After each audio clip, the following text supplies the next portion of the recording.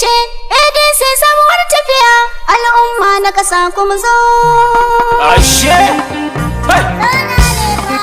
so na doko al'umma yau ga sako ADC ku taho ku shigo amaryar ba ta fashin bako ADC yau mun gamsu mazan mu da mata mun dauko ADC jamiyyar ce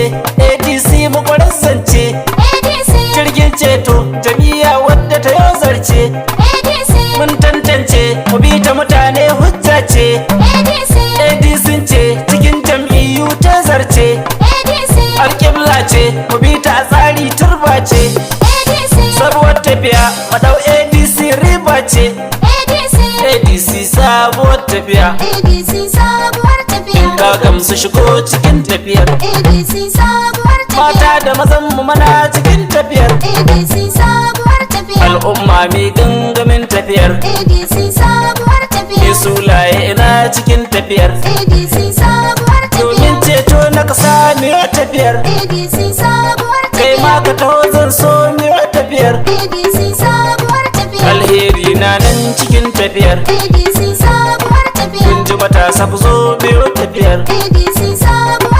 al'ummar Najeriya ku jiya ADC sabuwar tafiya kai ADC ce sabuwar tafiya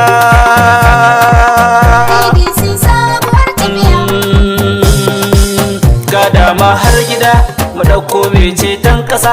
jam'iyyar ceton mu ce duk manufar ta mu daddasa ta zama farin wuta haska gida ADC ta mu ce jam'iyyar ceton mu ce jam'iyya sabuwa duk manufar ta tsaftace ku kira ta ruwan dare ta lalle ka gida tsarin ta da ci gaba babu batun wata gargada kun ji mutan Najeriya ADC matsaya daya mun samu lasisi a cikin ta akwai AC jam'iyyar adalci dan ba ta cin hanci tafiyar ta da adalci jam'iyya mai inganci samar da security